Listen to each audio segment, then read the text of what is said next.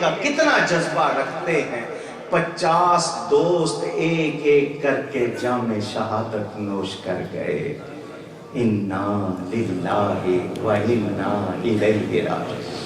امام سوار ہوئے سواری پر میدان میں گئے.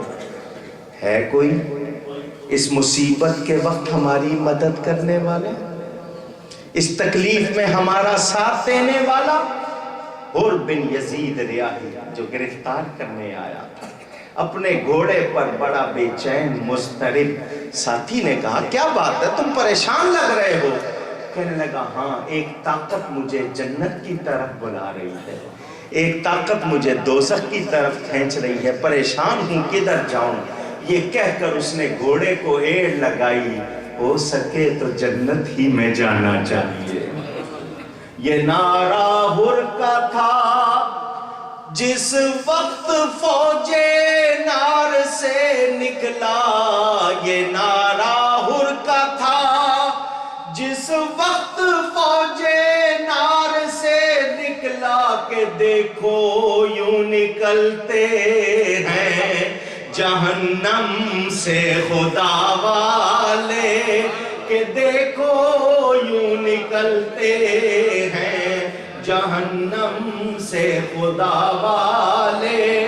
حسین ابن علی کی کیا مدد کر سکتا تھا کوئی, یہ خود مشکل کشا تھے اور تھے مشکل کشا والے. یہ خود مشکل کشا تھے اور تھے مشکل کشا والے. ہزاروں میں 72 تن تھے تسلیم و رضا والے. حقیقت میں خدا ان کا تھا اور یہ تھے خدا والے. کسی نے جب وطن پوچھا تو یوں حضرت نے فرمایا, مدینے والے کہلاتے تھے اب ہیں کربلا والے. اور دوائے درد عصیاں پنجتن کے در سے ملتی ہے, زمانے میں یہی مشہور ہے دارالشفا والے. راز کیا تھا؟ وہ ہزاروں میں سے ایک آدمی آ گیا تو کوئی فرق پڑا نہیں, مگر امام نے اعلان کیوں کیا؟ امام دیکھ رہے تھے ہے جنتی کھڑا ہے دوستیوں, ہے نیک بخت کھڑا ہے بدبختوں میں. امام کا اعلان بنا سبب تو مسبب خود بخود وجود میں آ گیا. بہانہ بنا نا امام کا اعلان, وہ آ گیا, امام کے پاس آیا. میں وہی ہوں جو سب سے پہلے آپ کو گرفتار کرنے آیا. مجھے نہیں پتا تھا کہ یہ معاملہ ہوگا. میں سمجھتا تھا آپ کے باپ اور امیر معاویہ میں, آپ کے بھائی اور امیر معاویہ میں کئی مرتبہ اختلاف ہوا, صلح ہو گئی, اس طرح اب بھی ہو جائے گا. مگر یہ تو آپ کی جان کے در پہ ہو گئے, یہ تو بدبخت آپ کا خون پینا چاہتے ہیں. اے امام, اگر میں آپ پر اپنی جان قربان کروں تو کیا آپ کے نانا کی شفاعت مل جائے گی؟ امام نے فرمایا التائب من الذنب کمن لا ذنب لہ. میرے نبی پاک صلی اللہ علیہ وسلم کا ارشاد, جو سچی توبہ کرے وہ گناہ سے ایسا پاک ہو جاتا ہے جیسے اس نے گناہ کیا ہی نہیں. تو نے اگر سچی توبہ کر لی ہے تو میں ضمانت دیتا ہوں تجھے نانا کی شفاعت ملے گی. اور ایسے وقت میں آئے ہو تو میں پانی بھی پلا سکتے مگر وعدہ کرتے ہیں کل قیامت کے دن کوثر کا جام خود بعد میں پیئیں گے, تجھے پہلے پلائیں گے.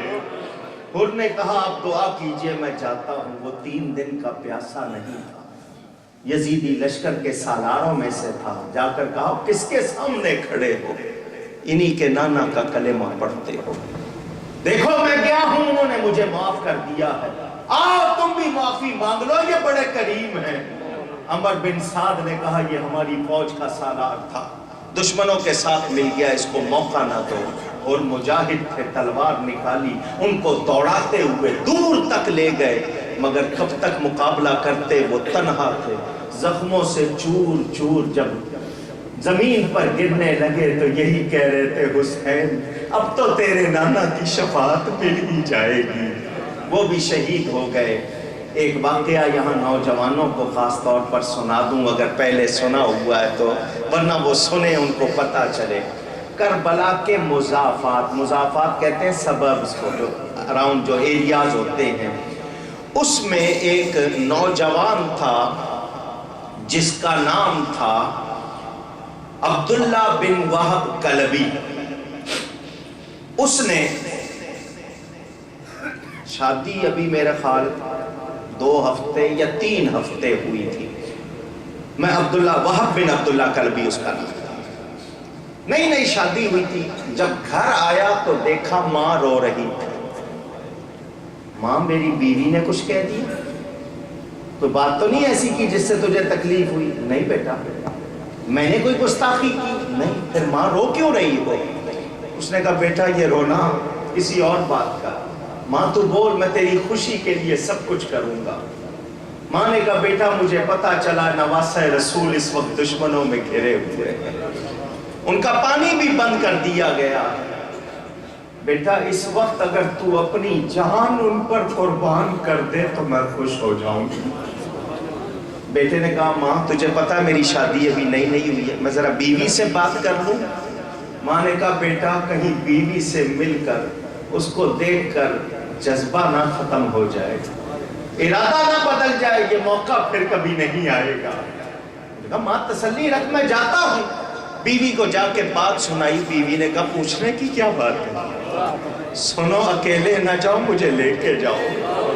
تم اگر شہید ہو گئے میں رسول ذاتیوں کی خدمت کروں گی، میں ان کی آیا بن جاؤں گی، خاتمہ بن جاؤں گی، مجھے ساتھ لے کے جاؤ۔ خوش خوش ماں کے پاس آیا۔ ماں تو کہہ رہی تھی بیوی کہیں روک نہ دے، وہ تو میرے ساتھ جانا چاہتی ہے۔ ماں نے کہا جب تم دونوں جا رہے ہو میں اکیلی کیا کروں گی، میں بھی چلتی ہوں۔ انہوں نے گھر کے دروازے بند کیے، ادھر جنت کے دروازے ان کے لیے کھول دیے گئے۔ ماں لے کر آئی، میرا یہ ایک ہی بیٹا ہے، اس کو قبول کر لیں، اجازت دیں۔ فرمایا تم ایسے وقت آئے ہو، جذبہ لے کر آئے ہو، اللہ کے لیے ہم پر اپنی جان قربان کرنا چاہتے ہو، میں ضرور اجازت دوں گا، مگر یاد رکھنا یہ قربانی تمہاری ضائع نہیں جائے گی۔ وہ میدان کی طرف جا رہے ہیں اور کیا پڑھ رہے ہیں؟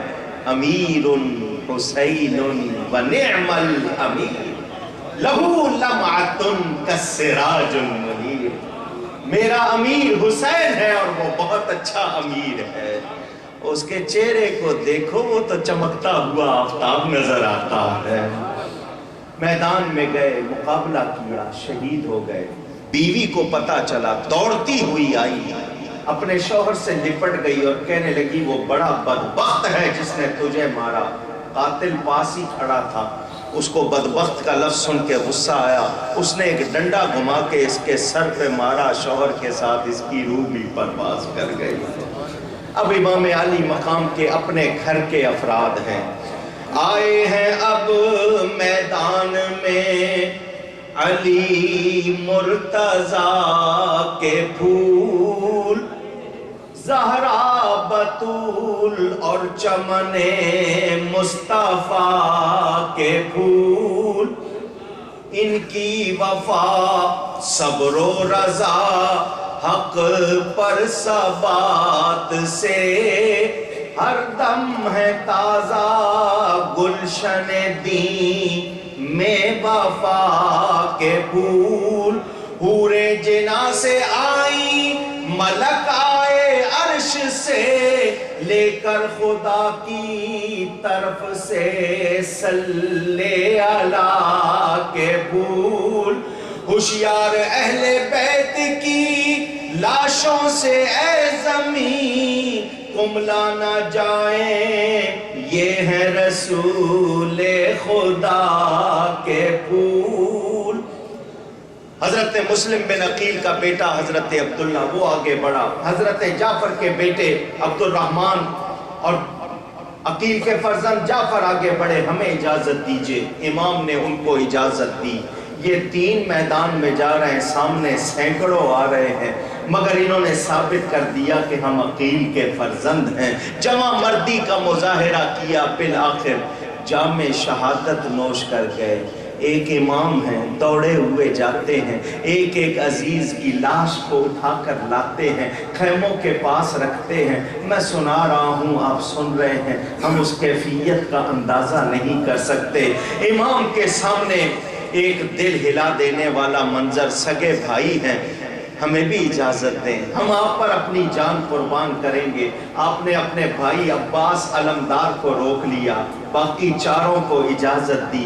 حضرت علی شیر خدا کے فرزند میدان میں گئے، 113 یزیدیوں کو مارا کاٹا، بالآخر وہ بھی جام شہادت نوش کر گئے۔ امام کے سامنے اپنے بھائی حسن مجتبیٰ کی آنکھوں کے تارے کھڑے ہیں، ان میں سے ایک وہ ہے جس کا نام ہے قاسم، 19 سال کا جوان لڑکا ہے۔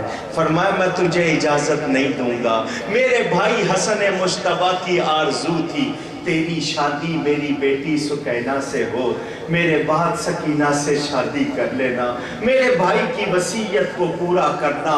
حضرت قاسم کہنے لگے چچا جان، مجھے میرے ابا جان نے ایک وصیت لکھ کر دی تھی اور مجھے کہا تھا جب کوئی بہت مشکل وقت آئے تو اس کو پڑھنا، میں اس کو بطور تعویذ اپنے پاس رکھتا ہوں، آج سے زیادہ مشکل وقت کون سا ہوگا۔ میں نے اس کو کھولا، اس میں لکھا ہے اے میرے بیٹا قاسم، ایک دن میرا بھائی کربلا میں دشمنوں میں گھر جائے گا، اس دن میرے بھائی پر اپنی جان قربان کرنا۔ چچا جان مجھے قیدی بنا کر دشمنوں کے حوالے نہ کیجئے، اپنے ہاتھ سے جنت کا دولہا بنا کے رخصت کیجئے۔ امام نے نہ بیٹی کے مستقبل کو دیکھا، نہ جوان بھتیجے کی جوانی کو دیکھا، ارے دیکھا تو صرف یہ دیکھا کہ وہ پرچم جو نانا جان نے اونچا کیا وہ نیچے نہ ہونے پائے۔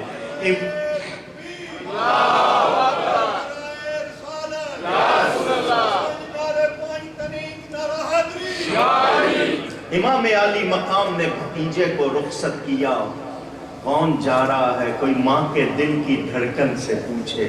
ارے ماں تو یہ بھی نہیں چاہتی کہ اس کے بیٹے کے پاؤں میں کانٹا چبھے۔ وہ کیسی مائیں ہیں جو بھیج رہی ہیں، وہ کیسی خواتین ہیں جو صبر والی ہیں۔ امام قاسم نے جا کر کہا یہ کوئی اچھا طریقہ نہیں ہے، ہمارا ایک آتا تمہارے سینکڑوں ٹوٹ پڑتے ہیں، میں علی کا پوتا ہوں، کوئی ہے تنہا میرا مقابلہ کرنے والا؟ ارزق ایک پہلوان کا نام ہے، اس وقت وہ 1000 سے تنہا مقابلہ کرتا تھا، اتنا زیادہ جنگجو، 3 من کی تلوار چلاتا تھا، بڑا اپنے آپ کو بہادر سمجھتا تھا۔ ابن سعد نے اسے کہا جاؤ مقابلہ کرو، اس نے کہا واہ صاحب آپ نے خوب میری عزت کی، یہ بچہ میں 1000 سے لڑنے والا، میرے 4 بیٹے ہیں آپ کے لشکر میں، میرا ایک ہی بیٹا اس کے لیے کافی۔ اس نے ایک بیٹے کو اشارہ کیا جاؤ، بڑے اچھے گھوڑے پر بڑی اچھی تلوار سے اس کا بیٹا جب سامنے آیا، امام نے اس کو دیکھا، امام قاسم نے، اس نے وار کیا، آپ نے اپنے آپ کو اس کے وار سے بچایا اور گھما کے تلوار چلا کر اس کے 2 ٹکڑے کر دیے، اس کی تلوار بھی چھین لی، اس کا گھوڑا بھی لے لیا۔